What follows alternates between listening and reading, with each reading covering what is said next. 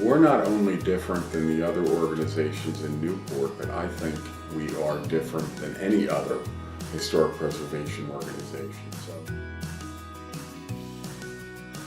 So I like to call the Newport Restoration Foundation the ultimate public history organization because it has its hands in a lot of different pies.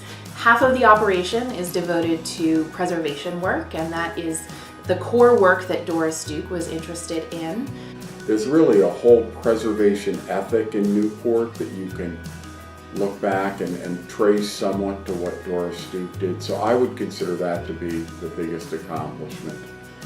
I think certainly getting Rough Point open to the public, her summer cottage open to the public after she passed away would be a second hallmark of what we've done. And then I would say third, that starting history, keeping history above water in 2016, which really started to shine a light on what's going to be a critical issue for preservationists moving forward, especially those in coastal communities. For a lot of people, the way that history comes to them, where they're memorizing dates and names and this long timeline of history, doesn't work, and it's not very interesting. So they think that history's not for them, and they sort of put it away and don't really think about it. I think that that's the role of public historians, is to really help people see again as adults or later on in their lives why history is relevant and meaningful to our lives today. That it's not names and dates, and in fact I really don't care about names and dates at all. It's about these eternal issues of what it means to be a human in our world.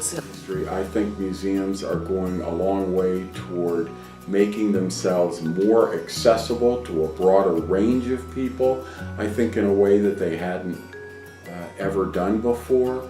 I think for a long time museums were institutions that had a certain audience, and they coveted that audience, and they really didn't think about people who weren't necessarily interested in coming. And now we're at a point that we have to try to draw the broadest audience possible from the broadest demographic, and in order to do that we have to be more welcoming, and we have to make history more accessible, and we have to make it more interesting.